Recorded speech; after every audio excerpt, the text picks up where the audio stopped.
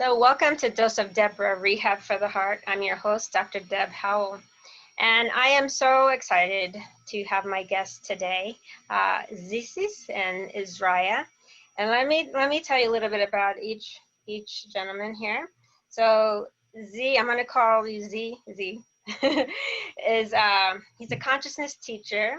He's a HeartMath trainer, and he's a heart imagery meditation facilitator. Yes, and I'll have you expand a little bit on more of that, Z. And Ezriyah, he's a visionary, he's an author, he's an intuitive paradigm shifter, an alchemical poet, fear release therapy, and certified Ho'oponopono. Okay, I'm going to have you say that properly for me. Ho'oponopono. Practitioner, yes, thank you. He's an energy healer and a soul deep intimacy coach, as well as a metaphysicist and radiological health physicist, and an avid soul surfer. Cool. So, welcome, gentlemen. Thank you. That was challenging. Yeah. So, you know, this is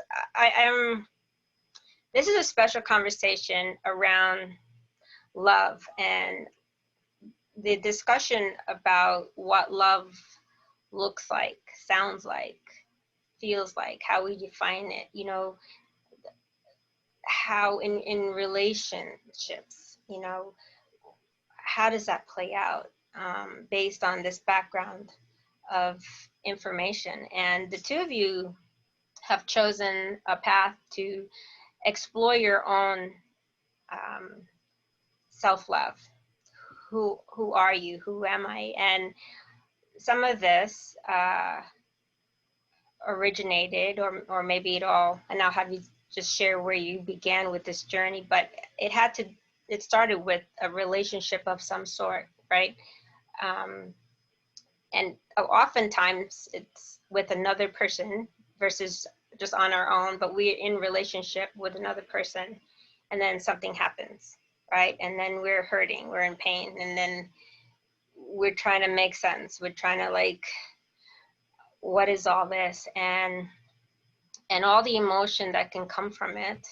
And a lot of times this emotion has history, and that history can take us way back into childhood, right? What we were exposed to, how we were conditioned to believe, what we experienced ourselves, our lived experience. And so choosing to explore what life is about, the things that happen in our lives, like what does it all mean? But I guess that definition of who am I, and with respect to love, right? Because love is this space, this place that makes everything meaningful, makes everything worthwhile.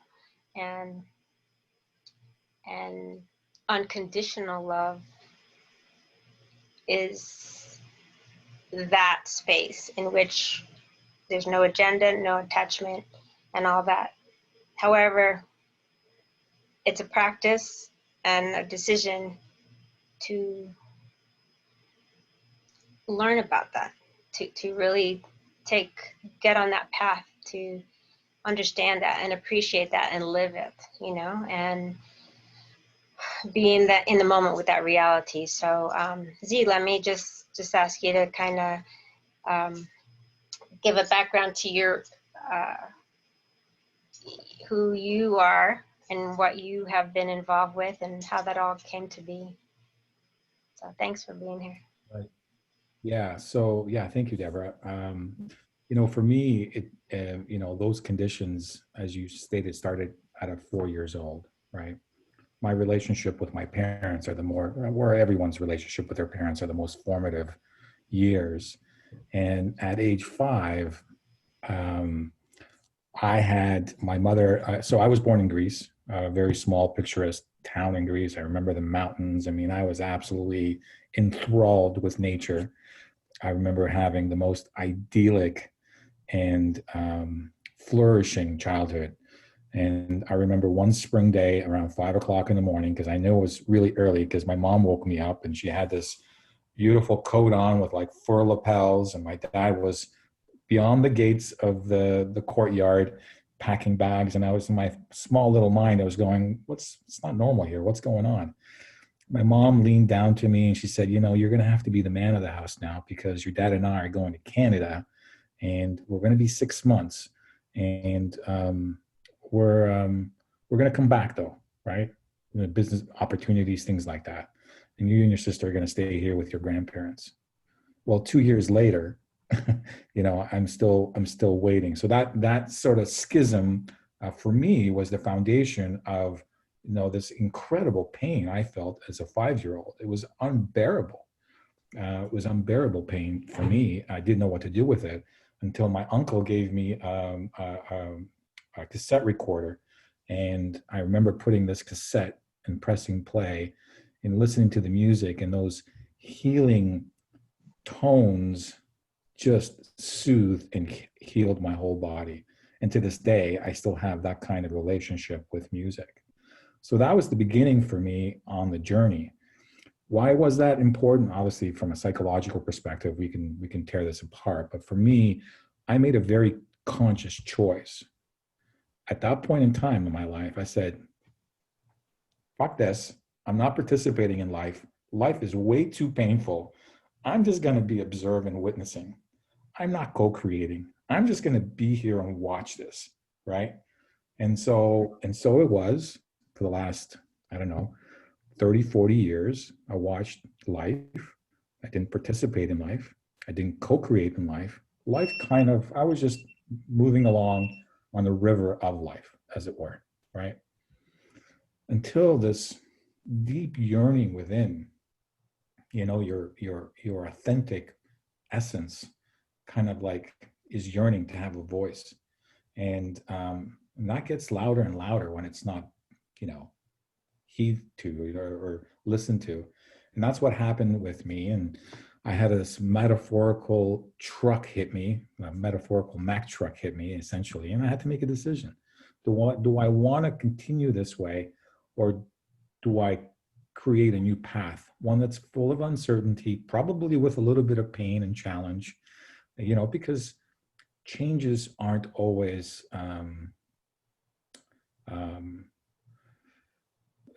changes and transitions are challenging just by the nature of their definition. But at the end, you are, as long as, what I rationalized at that point, as long as I can be my authentic self and live my purpose in life, then I've done everything I needed to do with this life.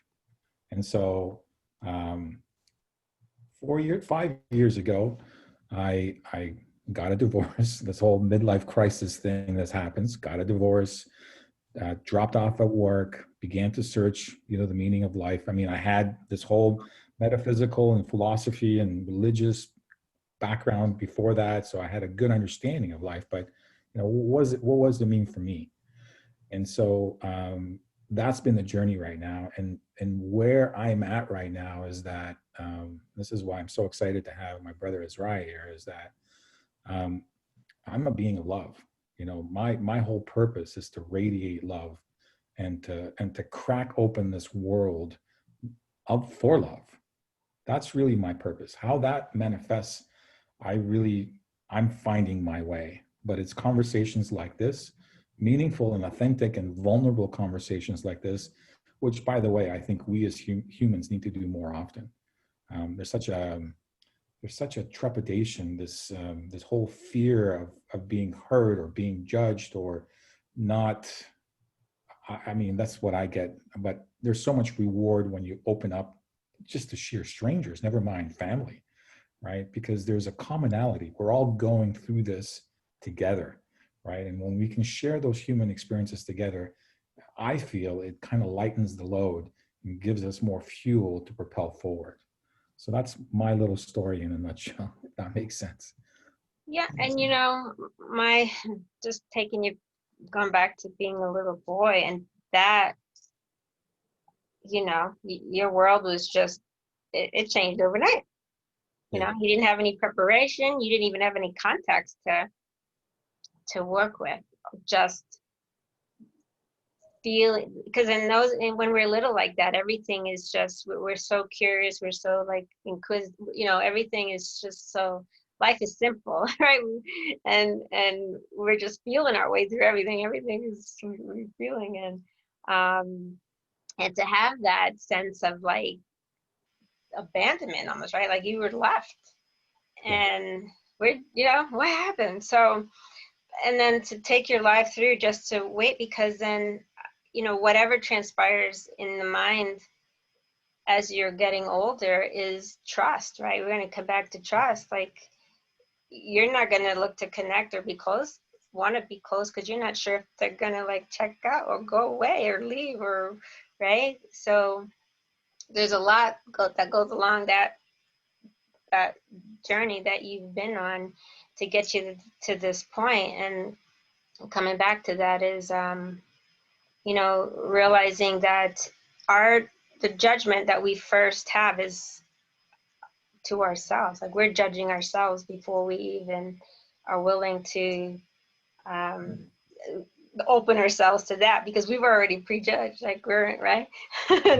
And so first we got to get over that hurdle to, I'm okay with myself. And, you know, so yeah. Whew. Oh my goodness. You know, this is good. This is good stuff. So and it's okay to be vulnerable and sensitive when it's about the truth of who we are at our core, in our heart, right? With no apologies. Right. And we don't even have to have a full grasp of it. We just, this is, and I think the disruption you felt, the inner turbulence, the inner, like, right? There is a rest, even though this might get scary. Like, there's also a place that is a knowing that is rest. There's peace there, because it's truth, right? Versus like conflict, right? Yeah. So, you know. What I realized recently, though, and I mean recently, within the last couple of years, is that I'm glad I had that experience as a young boy. Now, in retrospect, not in the moment, but like all of us, when we're in the middle of the experience, we're never really appreciative, right? We're never really grateful. As I was sharing a story with you about a friend of mine who gets really excited about negative things happening to him, because he looks with it as, oh my God, what's going to come out of this? This is going to be incredible. The opportunities, the unfoldment. And if we had that kind of mindset, you know, it changes things dramatically. But what I've realized through that point is that in order to have that level of disconnection from life, I'm fully engaged in life now. I see all the vibrancy. I see all the beauty. I see all the joy. I feel all the love. I feel the love back. You know, it's palpable for me, right? And it's the duality of what we live in. This reality of duality, you need to experience both in order to appreciate the difference.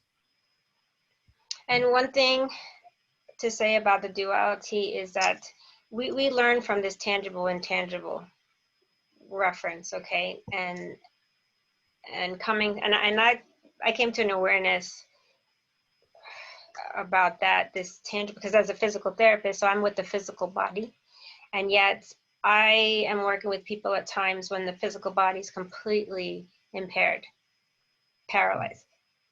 So if the physical body is paralyzed and impaired, what's going to move someone forward if the physical body is not able to move? Getting into that space, going into that place of where we truly live, where we truly moved. That's the place I work from, and it's a very alive place, and it's such a blessing and a privilege to recognize and see people in their authenticity, in their vulnerability, in their most sensitive, like, you know, and it's very childlike. It's very, it's a, they might be scared, they can be curious, but they're in this place where it's truly to be seen, you know, whether there's anything to do in the moment, it's to be seen and to be felt that someone cares and you're held. There's safety. There's this context of safety that goes along with having the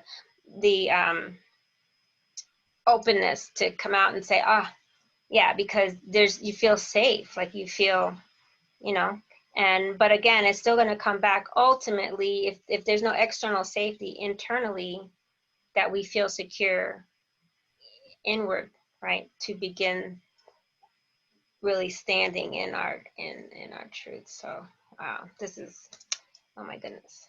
So you're listening to all this good stuff, Ezriyah. Tell me about you and like your journey, as far as what has transpired for you to get you to this place and this point. As I was sitting and listening to Zissis, you know, it's like there's a commonality there.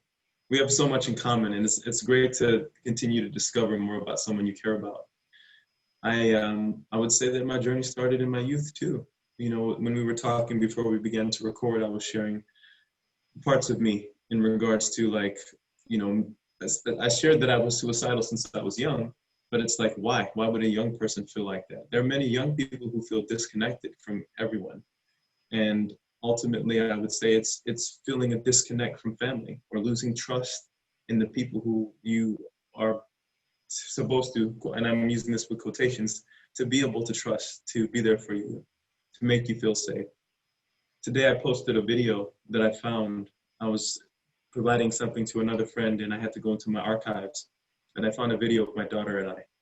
She's probably 3, and it was like I was gonna take her. It was shortly after my first divorce. I was in St. Louis, and we were preparing to fly to Disneyland. Now, my heart was broken at the time, and I was beginning to see my daughter in a new light, because it's like, when you're married and you're dealing with the things in your relationship, you can often miss the purity and the beauty and the trust that a child has for you, which is rejuvenative when you can dive into it, or healing, but without wanting to put the pressure on the child for that healing to come from the child. It's just they're naturally like that. They exude something. And so I cried when I watched the video, because I remembered myself, you know, at that point, and what changed. And I thought of, like, wow, I've made my own mistakes, but created a similar pattern for my daughter in my absence, that I have actually video of her looking at me a certain way when she, you know, me looking, but I'm recording, but I can't see her face. And to see this look of, like, I love my dad, and I'm joking and teasing with her, but she, like, just gazes up and she looks at me, and there's this affinity there. And I had this for my parents, and I remember when I started to feel unsafe with them, for my own reasons, for the reasons of life, for the reasons of maybe they're working, or, you know, my grandmother, whom I was really close with. I came up in a household with all of us together. She passed away. And so I was told we were going to New York, because we'd go from Chicago to New York every summer, but we were actually headed to Florida to move. And I fell asleep in the vehicle on the day that we were to go. And so I didn't get to say goodbye to my grandmother. I remember waking up in the car as we were driving off and waving to her and crying, and thinking, okay, it's okay, I'll be back. But that was the last time that I saw her live. And so I, just recalling this, I just remember that feeling of, like, why would you not let me say goodbye to grandma? And that was the woman that I was closest to, my mother's mother. And then moving to Florida, this new place, like, what about, not that life was so great for me in Chicago, you know, but, like, this dialogue of communication that can be missed between parent and child, that creates, like, this schism, as you used it, you know, in the mind of the innocent, and that energy that goes this way, and feeling like, wait, I'm not safe. And so that situation particularly stood out in my mind, and just the feeling of, you know, seeking my mother, or this relationship with my mother, maybe even my grandmother, in women as I grew to be older, because there's a vibration that you get when you have emotions for someone, and it's reciprocated in a certain way, but everyone's coming with their own thing.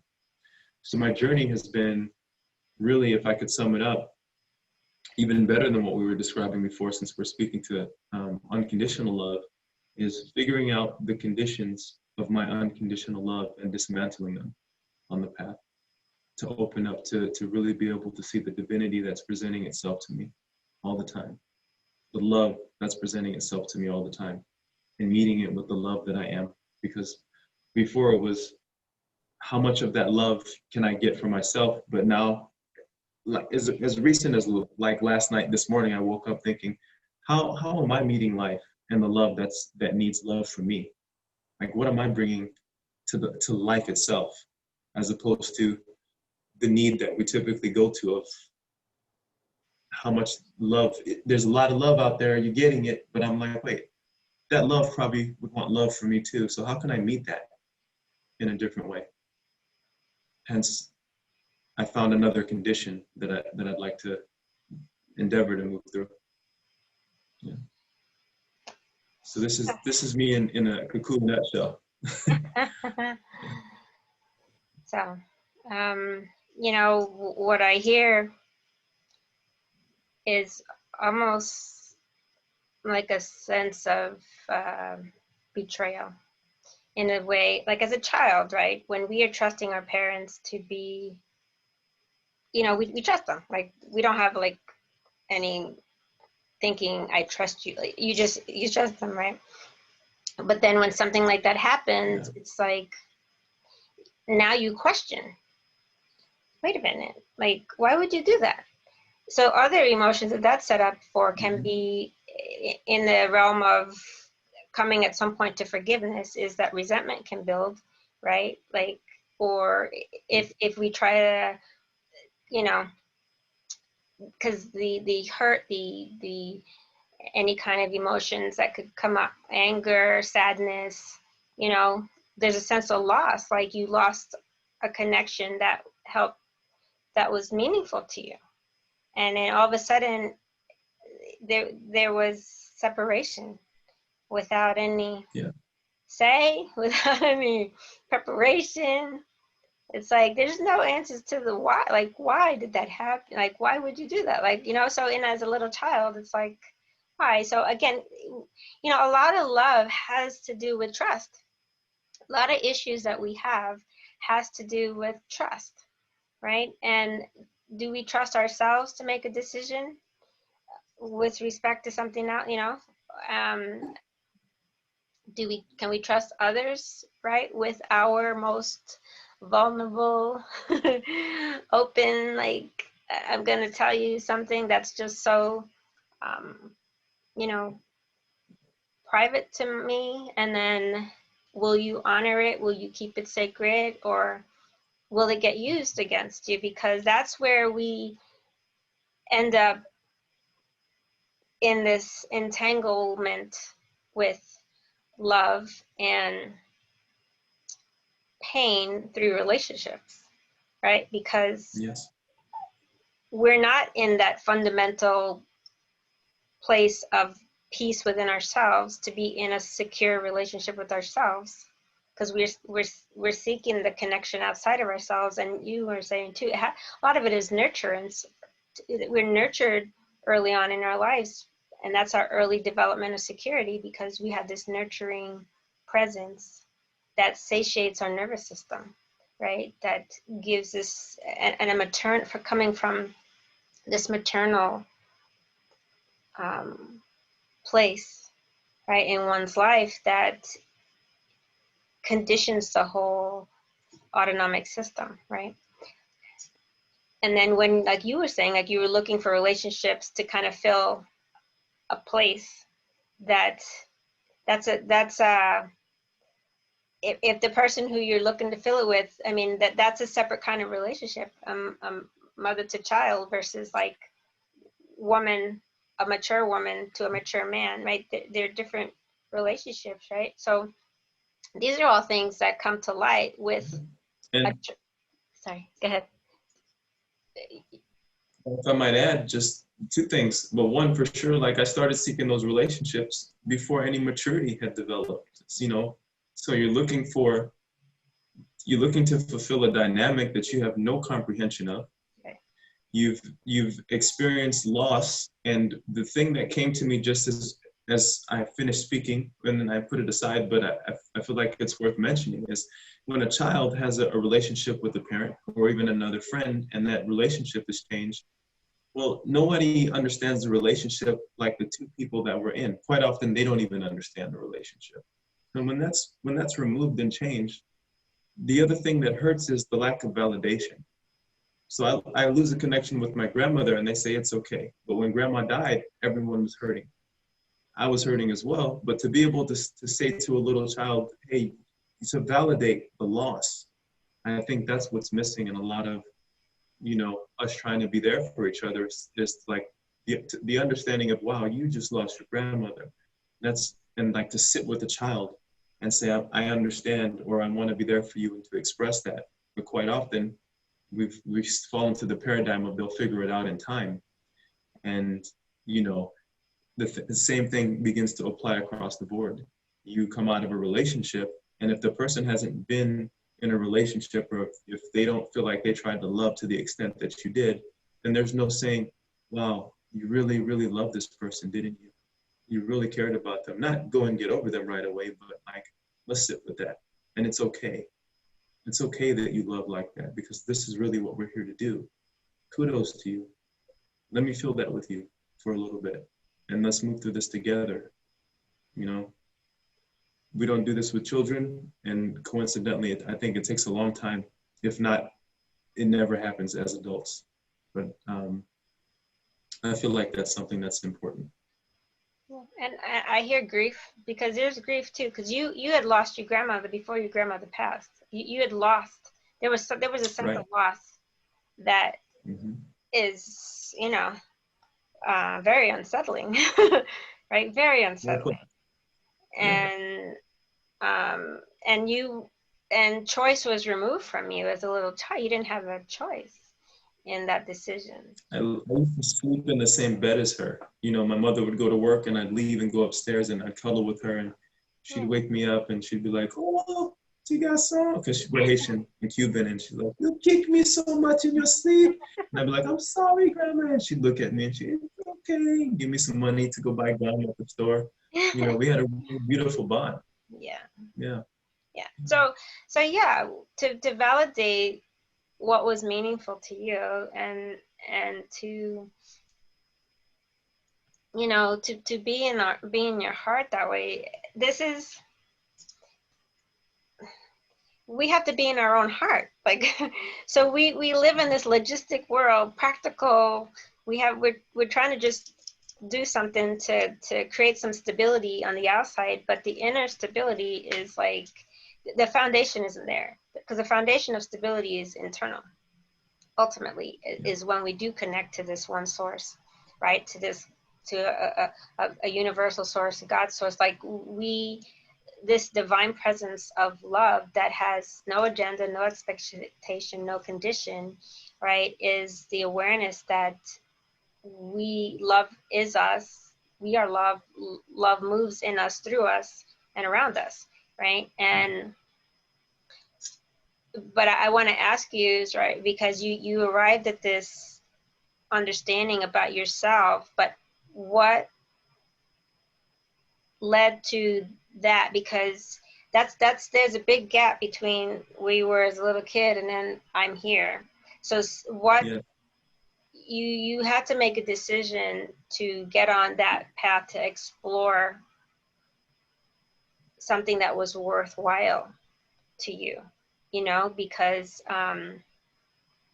when all of this says, this too much pain, like, is this worth it? Like, what is this? Like none of it, right? Because, and I say this to you because I remember I talk about love when I go into my patient's room, I open up a space for them to see themselves and meet themselves, sometimes for the first time, in their heart, right? And so I remember I had this one lady that I said something about love, and she was like, what did you say? Love?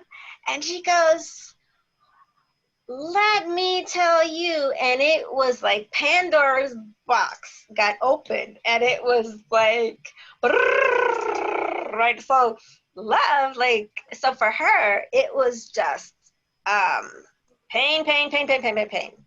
No trust, can't trust no anyone. Like, so that world of where if we didn't have some experience that led us to make come to an awareness that we need to really explore what this life is about, because otherwise we live from this experience, and then we have, like, we put up the walls, we put up the guard, we kind of like shut everything down, and we project, we deflect, you know, and then we still stay in this place that's like this, right? We're defensive, we're ready to fight, like that. And so and ultimately that's exhausting, that's exhaustive and unfulfilling.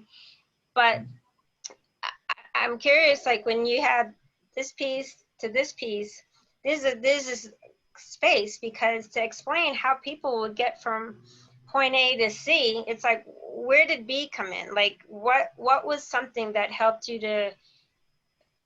to decide that it was worth it for you to get on, to take a look? Because there's some piece of something that, what was that, like, something?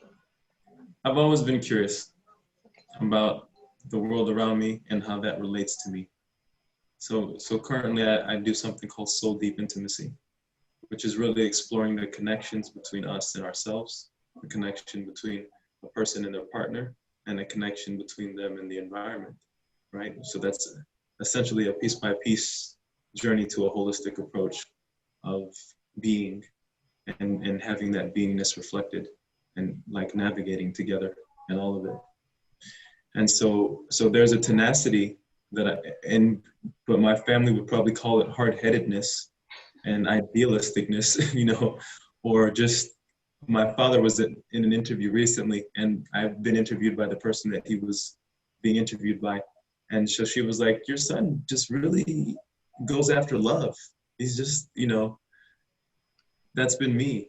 So I've been broken down, and there's been a lot of pain, and navigating through those feelings that don't feel like what I was searching for or what I felt before has been really the catalyst. So there's been so many different paradigms in my life and situations, you know, that I've had to face, between the two marriages, between family relations, between navigating, understanding, seeing the humanity of my parents, you know, and going from judging them to wanting to understand them. But at the core of it has been, I guess, a yearning to see something better. And when I finally came to the place of wanting to kill myself for sure, you know, before I left Hawaii in 2016, I just felt like there's nothing. And my brother just breathed literally a pipsqueak of hope into me. And I said, okay, I'm going to take it one step and see what's there tomorrow. And so my willingness to take it with some assistance this time had a return that I didn't expect. I'd given up hope. So to have that return from life, just a little bit, like it was a matter of an email to a boss that I was having something go wrong with, that he helped me craft, because he, you know, there's the way that you speak in the business world on emails, which is kind of a CYA, as they say, right? But you can express something in a way that gets a result, and he helped me to do that. And I thought, okay, that worked.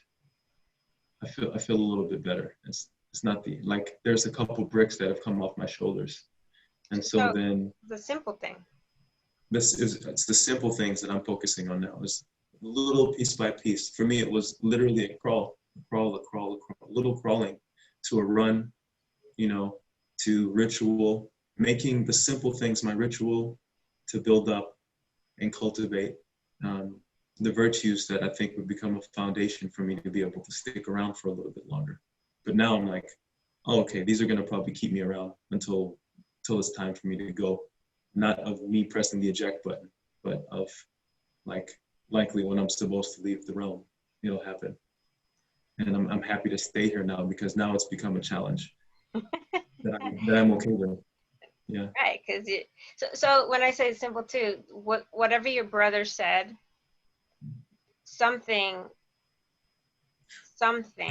right? So that's what I'm getting, because I, the population I work with, the population I work with are all majority anxious, depressed, in pain, right?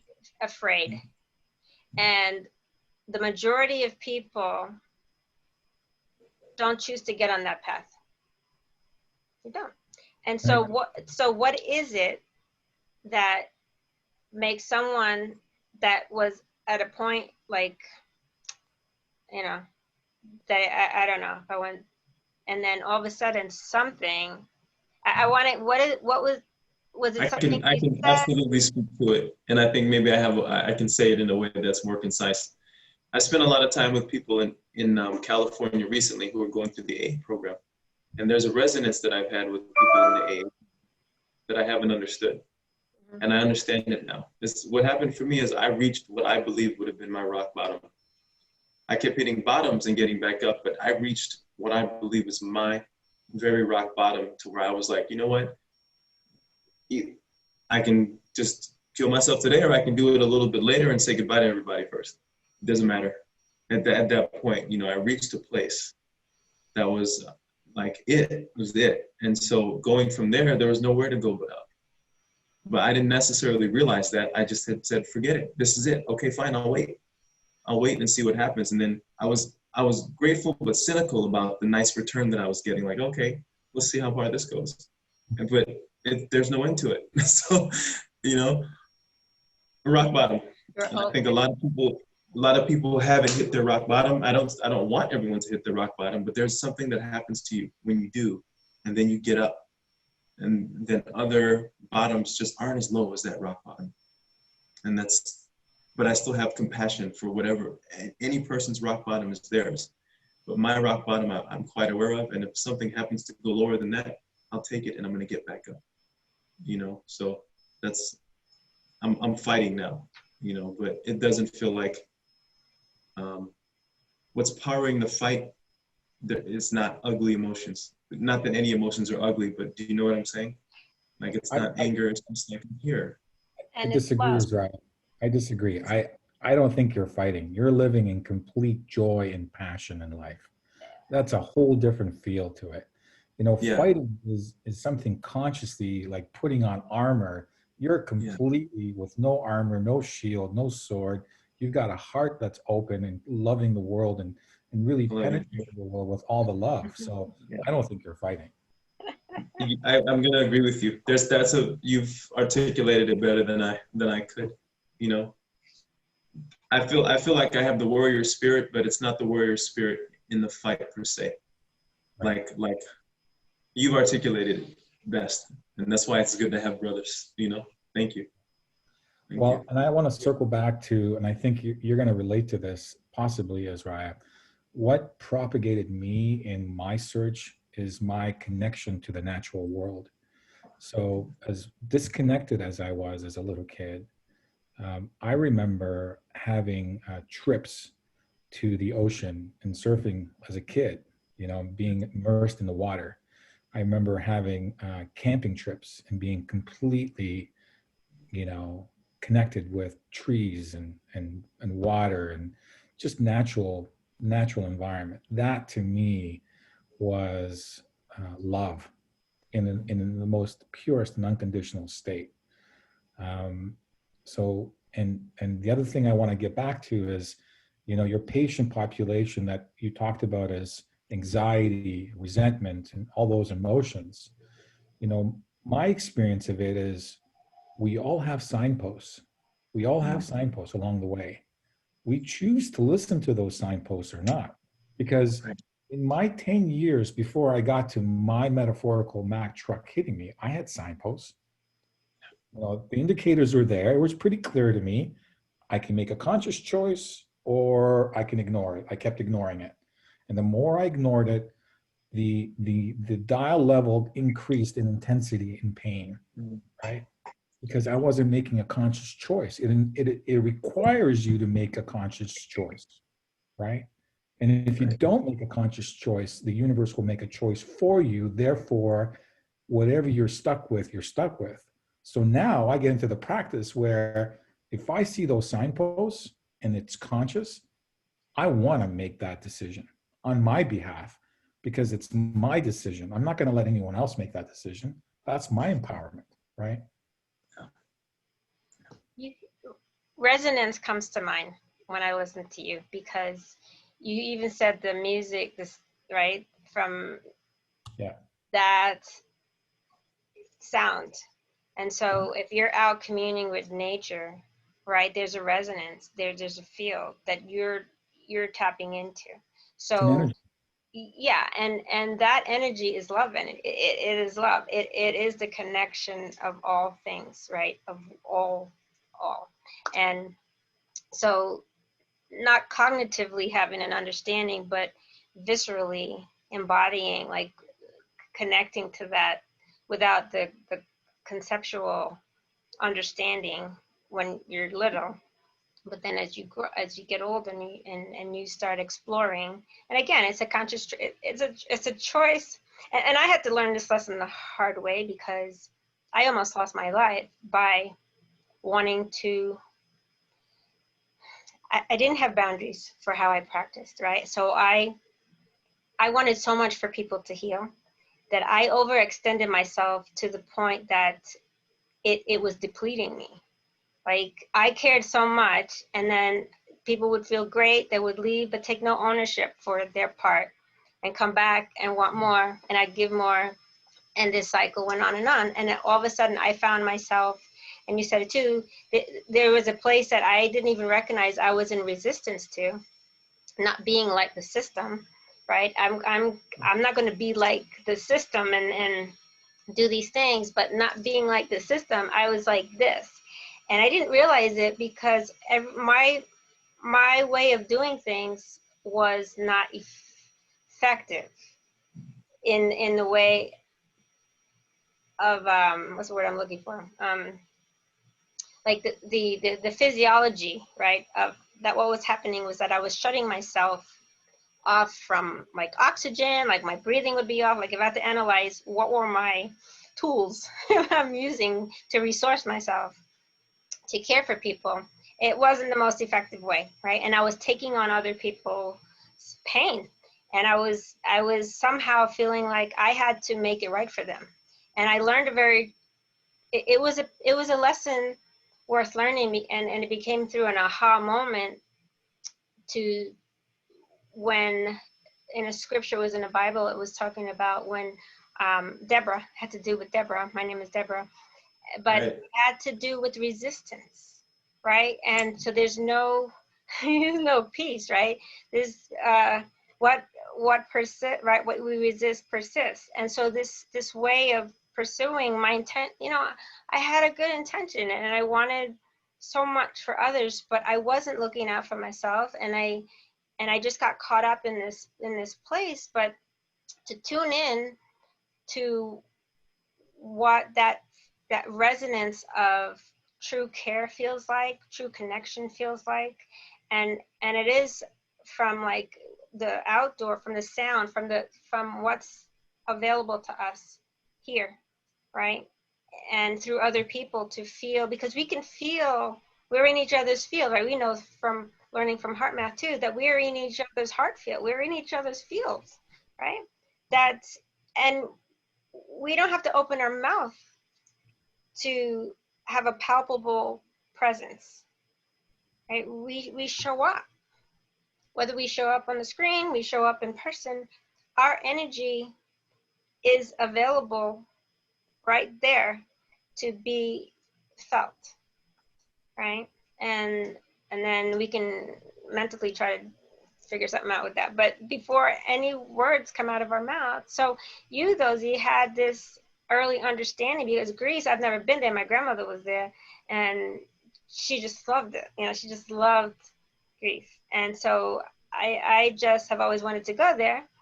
and one day, hopefully I'll get there, but you were able to have this communion and relationship with nature, which tuned you into what this feels Well, like. Yeah. I would even go a step further, and now it's really having communion with the divine feminine, Gaia, right? The source of, all our creation, right? And that's the more powerful, understanding. So looking at our Earth, looking at Mother Earth, and we're looking at universe. We're looking at this integration of all, right? That's when we have, and you mentioned duality. Ultimately, this contrast brings us to a higher level of just being, where there's no duality, right? It's just being, and that's a place again of a deliberate practice that allows us to sort of dissolve into this space of consciousness that is, we are a field. We reckon our field is just where we are, right? I have a theory on that, actually. Okay. I think for me, it is the place of innocence, and innocence within wisdom perspective. We are born into innocence. William Blake, the famous poet, talked a lot about that in his poetry, where you're born into innocence, you experience life, get corrupted with it, follow the pain and the sorrow and the grief, but yet as you grow older, you get back into innocence. What if you can get into that innocence much earlier, right? It's so this whole process of living, looking at it in retrospect, is we're born into innocence, we're traumatized as children, period. I don't care who you are. I don't care who you are, whether you're incredibly wealthy or the poorest of the poor, you are traumatized as a child. And that's what we need to stop doing that. We need to stop traumatizing our children and have more conscious parenting, because that will change. That will be an incredible shift on consciousness right at the beginning. So once we're traumatized, we encapsulate these traumas in these little balls of calcium, let's metaphorical calcium in our bodies, and we leave them there. Adulthood comes in, and then we project these pains, these ideas, these traumas onto people that come into our lives that resolve that. Essentially, as these filters start to uncover, we get closer and closer back to our innocence. And my theory on all that is self-love. It starts with self-love, understanding how to, and I think the self-love has layers of it. I know some of your listeners or viewers might look at that and go, self-love, what's this wishy-washy stuff, self-love? It's much deeper, much deeper. It's a place of acknowledging where that pain came from, and it takes tremendous courage. Where that trauma came from, facing it head on, having a conversation with it, acknowledging it, and then healing it. That could take time. Sometimes it's immediate, right? But the moment you heal those wounds, now you begin to lower the heart walls. And as you lower those heart walls, that's where the real magic happens. Because trust is not an issue anymore. You're just surrendering to trust because you have no expectations associated with it. You are radiating love, because what is there? Just that. And the more that you can do that, the more that you can have that conscious practice, the more you embody that unity conscious, or that place of innocence, becoming the light. So innocence, yes, innocence in, yes, and I have something that speaks to that, and what you said too is right about validation, right? Validation, because and when I had talked about dissolving, and when we meet people when we have this space of, when we recognize, like for me, if I walk into a room, I know X amount of information about someone, you know, based on a history, but it's important for me to go and meet who's present. When I show up, I show up to be open, to care for what is needing in this moment, right? And but an experience that both of you helped me to remember, and it has to do with triggers, because when you're dealing with trauma, right? Trauma, the first trauma, the second trauma, whatever trauma is in the body is in the body, and there's a memory in the body. However, we can still be triggered by something that is a different trauma, but it has a frequency, or it tings on certain memory, right? And there's energy with that memory. There's a charge around the trauma at the time besides the memory, because we don't necessarily lose memory.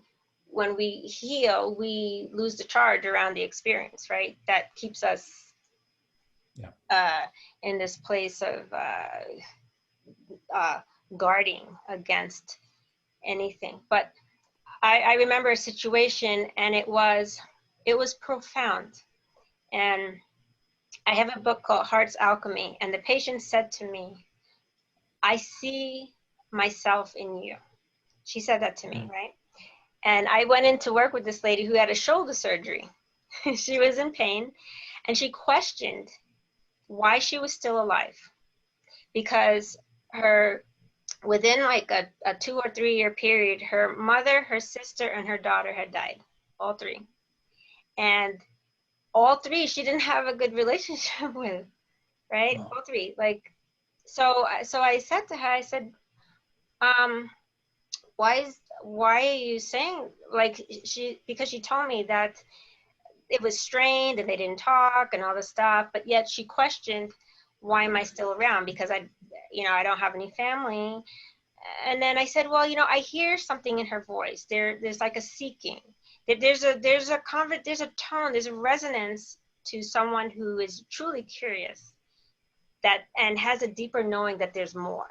And I could kind of hear this in her. There's more, but she didn't know.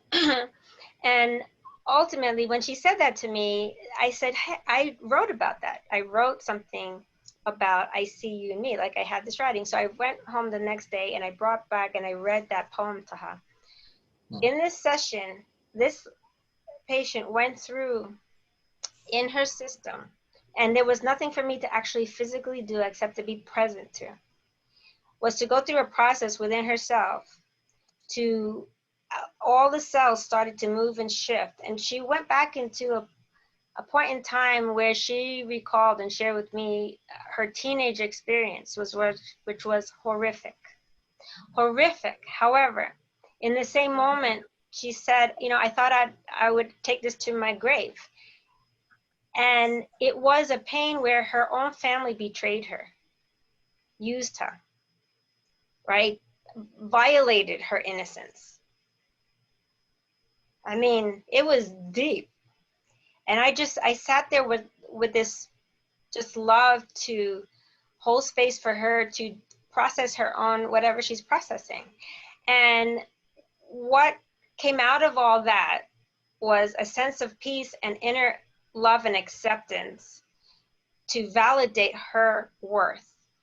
Like, she was trying to validate her being here, right? And because if her own family didn't care, they used her, they abused her, right? I mean, it was a horrific set of circumstances. And and instead of me like feeling any sorry for, I was in a place of bliss and joy with her, because it was a discovery about her worth, her love.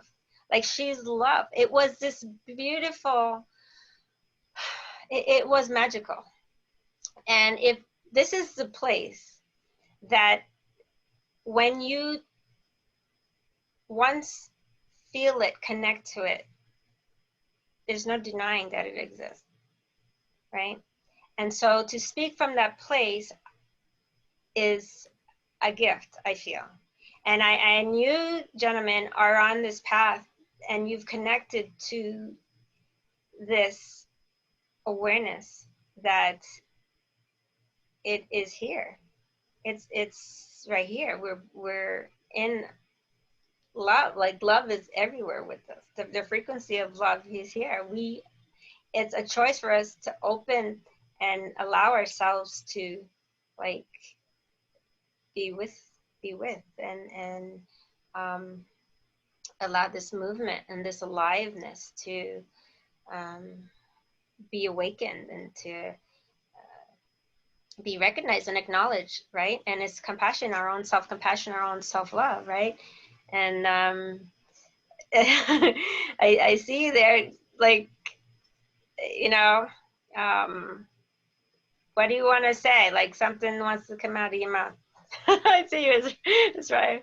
Like, I'm just loving this. I had to mute it because I'm in like a hotel type place, so there's people outside in the lobby chit-chatting. I didn't want that to come into the video. But I'm just in agreement with everything that you're sharing. And it also feels good to like, Zissis and I, we speak quite often, right? But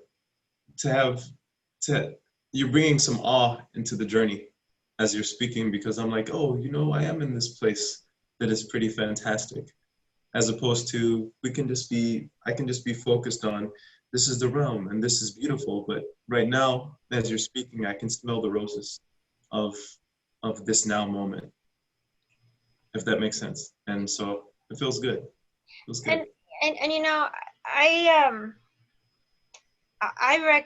There are folks that will say this is like woo-woo kind of stuff. I'm gonna say that I've had enough experiences that I personally don't need any validation for what I've been through, because the experiences, especially when it's with respect to another person with you, serve as a win-win. Everyone is lifted. Yeah. Right. And it is, words don't even give it, it's like, it takes a life of its own, and it feels blissful. I mean, these terms, bliss, I mean, it truly, it's this place that is, it's just amazing. And to have it repeat, I mean, there's no force to it ever. There's never any force to healing. Healing is a choice. Healing is opening our heart to ourselves, to fully accept and love ourselves, truly. And I recognize it's challenging too, because we replay things that we say to ourselves, because I got to check in on myself all the time. This is not like, oh yeah, I have these experiences every day, so I'm just cool every day. No, every day I wake up and I'm grateful that I'm waking up and that I'm breathing and that I have an opportunity to serve. And then I have amazing experiences that transpire that become a form of ministry for me. And it's a blessing. It's an absolute blessing. So, even meeting you, Z, initially, right? Just, I could listen to how you spoke, and I there's a depth to your language, to your, your presence. And so identifying that this place of love and unconditional love really is a very powerful place. It's a tender place, it's a sensitive place, it's a vulnerable place, and at the same time, it's a no-nonsense place either. It is a place to be reckoned with, I would also say it's an incredibly powerful place. It is. Well, yeah. So when I say reckon, yeah, it's very powerful because it moves.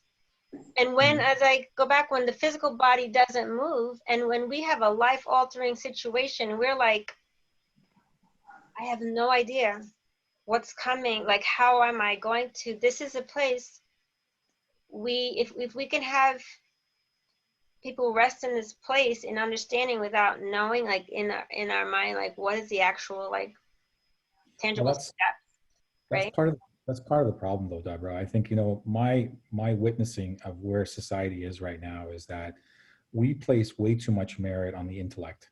We've Yeah. placed way too much emphasis on the two hemispheres of our marvelous machine of the brain, connected by the corpus callosum, right?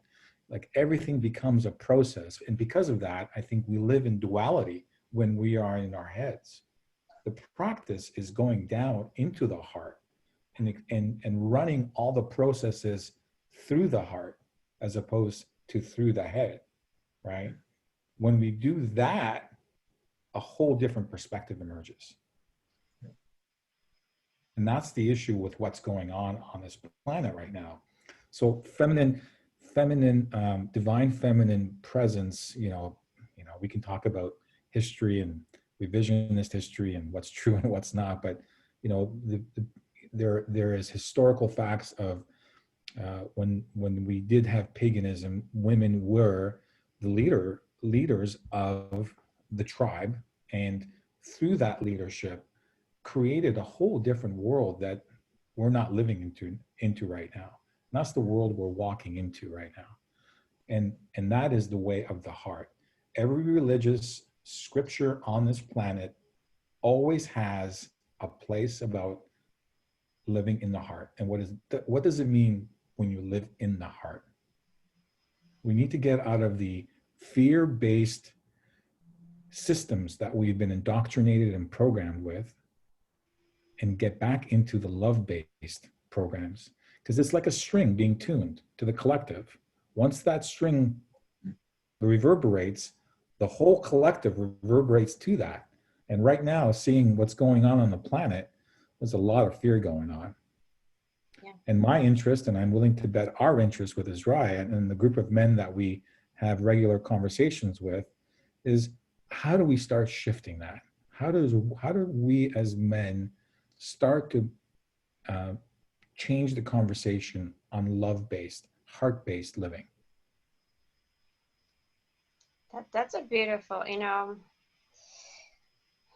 yeah, that's, because if the perception, because perception is a big part of this, if perception of emotion, showing emotion, that especially with men showing emotion, and being sensitive and vulnerable, and what is that perception, what does that come across as, right? Some people can say, oh, well, that's a girly thing, that's more femme, right? But in reality, if the truth be acknowledged, that when men, they are just as vulnerable as women, not as vocal as women to speak of their vulnerability. Yeah. Mm-hmm. And I think that men are actually more vulnerable than women. And that nurturance and this place, and I look at it like a little child, like a boy with a mom, right? But not that relationships that you seek women to be a mother to you, but it is this place that is so endearing, honestly, that if men would allow themselves to be in this place, that they would actually recognize more, receive more, and we would have less violence in this world too, because that's part of it. Not, you know what I mean? Like, because that inner, that place that gets disrupted, that feels abandoned, that feels not worthy, right, is it repeats itself. Yeah. And but if we can come in and realize, and then, because it's, we have to come from not the right or wrong, but we're learning, we're growing, and the charge that women have, and the gift that women have to bring life into the world and then nurture this life. Because, you know, I have had a lot of conversation with men that were missing a maternal, you know, a maternal presence in their life.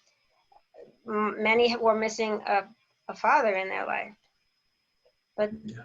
you know, and so where do we gain this internal, like, place of peace and trust, right? How do we begin to tap into that? So it's beautiful that you are having these conversations, to begin these conversations, that men can feel safe to be themselves, to be open, to be vulnerable. And so maybe you can share a bit about, like, how you're doing this. Are you doing this together? Are you doing this because you each have, that you can share with the audience, like how you can Go ahead, Ezriyah. yeah, it's All beautiful. right. Well, Ah, we're working together, certainly. And, you know, I just wanted to say something also in regards to the nurturing. Like, what's happening now, and, you know, we're certainly promoting this. When we speak to self-love, we're also speaking to connecting to that feminine aspect of yourself as a man, and beginning to learn how to nurture yourself. As a man right now, where I'm at on my journey, I know that there's a nurturing that I bring to a woman, to the women around me, the same nurturing that I would bring to my daughter, you know, because there's something that I see in them now that I couldn't see before I had a daughter per se. But there's something shifted at that point where I was like, oh, there's a dance that we both do with each other. There's a way that a woman needs to be nurtured by a man. Even the word husband is like tilling, right? Husband. Maybe that's a biblical description, but it's this tending to and grooming and growing. But for the sake, it's out of love and wanting things to be fruitful. And so you can do this within yourself. And I wanted to speak to that because this is what I see happening amongst men now. This is what's changing. And that does change the way that you interact with your partner. And it doesn't have, it's regardless of whatever your sexual orientation is, but this working within yourself, nurturing yourself, because you have that within self. And then to allow that to permeate your being, you know, and be of benefit to those around you. It's a beautiful thing to witness, but it's a wonderful thing to feel within myself and be confident in, and then to see it work, you know, work in the field. And now as for services or how we're doing this, we're getting together and we're having these conversations and creating space. We're seeking to create space for healing, for men, healing circles as well. And then on top of that, you know, for me, I have my own practices that I extend, whether it be during doing the deep, soul deep intimacy sessions that I've created a space for healing on an individual or couples basis, but also with Lakoji transformative gatherings. So it's retreats, gatherings. You know, I named it the Koji Transformative Gatherings because I was thinking of Oahu, and you know how Oahu is the gathering place. And so for me, that was a place where I began to gather myself, my spirit, and so there's something, you know, really important to me about not necessarily retreating away from everything, although that is good to step away, but gathering together, coming together, bringing it together for coherency.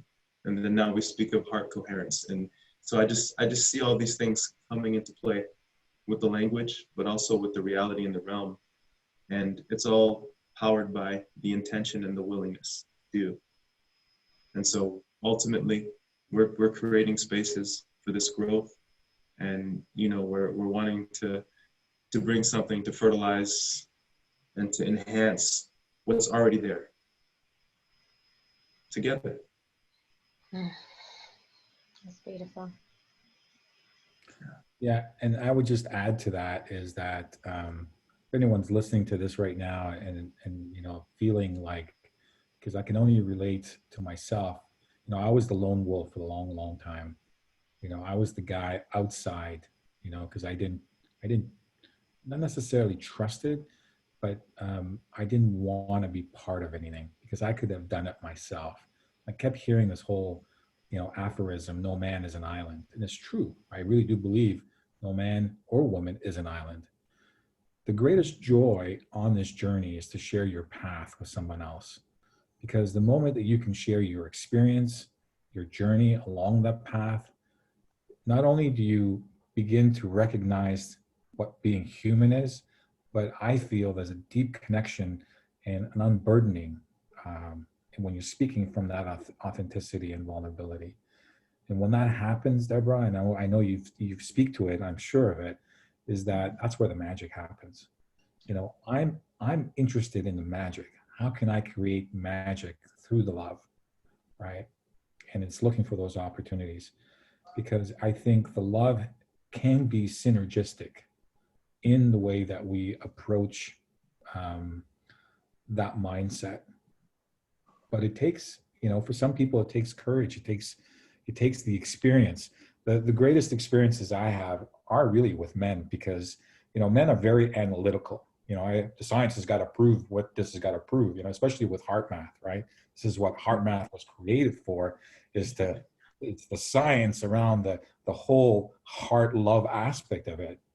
And so, it's great because you open that gateway of science, and science is relatively new as a discipline in the collective history of humanity, let's say, but we place so much credence on science, on the empirical, tangible, materialistic aspect of it, so much of it, while there's so much happening behind the scenes from an energetic perspective, and yet there is nothing being done by that. Taoists speak to it in volumes, and I think I would encourage people to talk or dive into the Tao Ching, for example, and speak to the wisdom and the beauty of the Tao Ching. Nonetheless, the greatest journey that I've been experienced is to see these hardened men, particularly police officers, where they want to see the science and the science is presented to them, and then you take them through an experience. And these experiences have a feminine quality to it, right? So there's always resistance from the masculine. And so when you begin to see the softening and yet see a bewilderment of what the hell just happened here, I've experienced something that I've never experienced before. And oh my God, you're hooked after that point. I don't care who you are. You've started the journey on love at that point in time. And that's the greatest joy I have as far as being a HeartMath trainer. Yeah, and it's giving oneself permission because mostly I meet men when they're down. How did I get here? They're broken. Yeah. Broken. And all of a sudden emotion is bubbling up. And whether it's from a surgery or some other illness that is, pretty. But do you find when you're at that point, Deborah, that they were emotionally connected to begin with before they got there? No, because they were busy. I'm talking about, I have big business people like, and like I had and I didn't even know this one gentleman was a physician. He was a surgeon. He was a gastrointestinal surgeon. And this man had fallen way from here, landed flat. And he, like I tell you, sometimes this becomes like a ministry to me. And I didn't know his profession, but he was just, he was blindsided by what had happened to him because he didn't see it coming. And that seems to be the other thing, is that people are so busy doing their thing, being the provider, being the boss, being in charge, and neglecting themselves, their health, their feelings, and oftentimes there is some other strain going on. But again, everything gets put to the side because business is the priority, keeping the business going. And I even had a lady who was she's like a COO, a CEO of a business, and she had a stroke. This lady raised her family. She had a daughter and a husband to not cry. crying was weak. And this is about, let's say, living in a man's world. If a woman show tears or emotion, that this is not business, you know. This doesn't qualify you to be in like big business. You got to be like strong and like, you know, on. And on means you don't show your vulnerability. But this woman had to, she started to find that she wanted to cry. And she was in conflict with herself with crying is weak. Because that is exactly what she told to her daughter, and how her and her husband had the relationship. And what was happening was that the family, her own family, was reflecting back what they had experienced through their life, and we're like, oh, it's okay, you don't have to cry, you know, like it'll be okay. So suppressing what was bubbling up, because she had her whole life of not crying when she made that decision. And so here she is at a point in time, and our therapist actually gave her permission. It's okay to cry. Like, it, you know, I'd be concerned if you're not crying about this, because like this is, your life has changed, you know. And but to accept herself, because what she said was, from this point, was that she felt her life was a lie.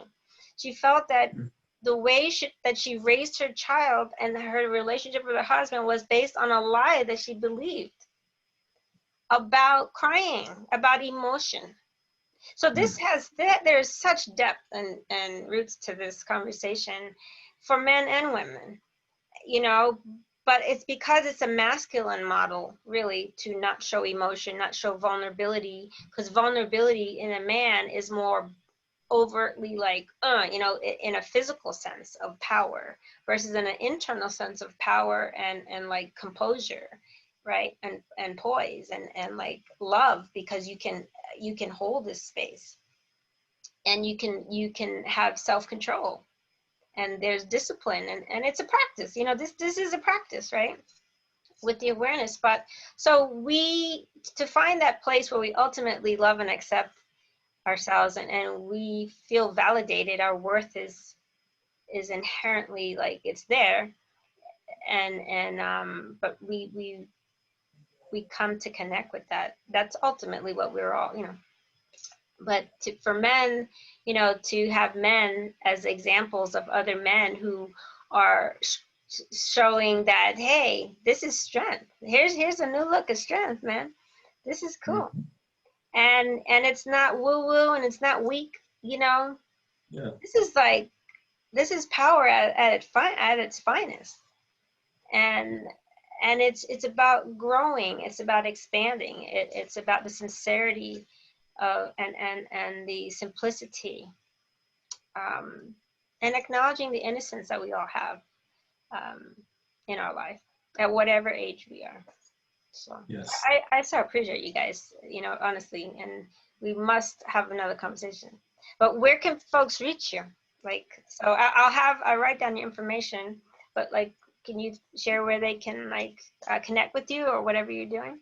Yeah, so for me at the moment, I have a YouTube channel that I host the Divine Masculine Roundtables. Encourage people, if they're interested and curious, they can tap into that. They can also reach me through that as well. Yeah, that's the essence of it, and more to come in the next little while as we're developing more healing circles. You know, as Rehab being part of that, and a couple of the other men part of the divine masculine. Okay, can you? Okay. And as for me, you can reach me on Facebook through the messenger, Ezriyah Ben Ernst, just as it's spelled on the screen here. And then if you were to put epic, EPIC, and then _ Ezriyah, my same name, you can find me on Instagram and reach out to me through messenger as well. And then I have the website, www.locoji, that's LOCOJI.com, Locoji, which stands for love, courage, justice, and experiential integration.com. And I can be reached for, you know, deep soul sessions or any type of soul session that you'd like to have, as well as energy work from afar and up close, and massage. Those are the current offerings. Wonderful. Yes. Thank you so much, gentlemen. Really, this is beautiful, and I really would love to have another conversation to, continue this, because this just taps a little bit of what's there, Yeah.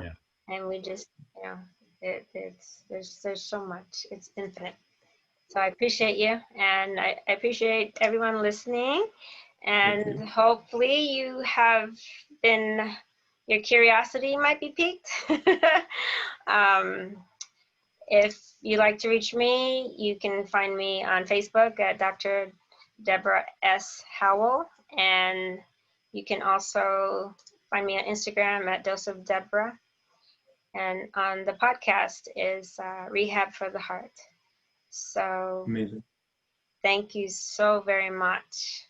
Blessings to you all. Love. Right? Nice. Thank you for having us on. Oh no, this is good. This is good. This is the soul, as I say it. Yeah. All right. Thank you Take so care. much, Sarah.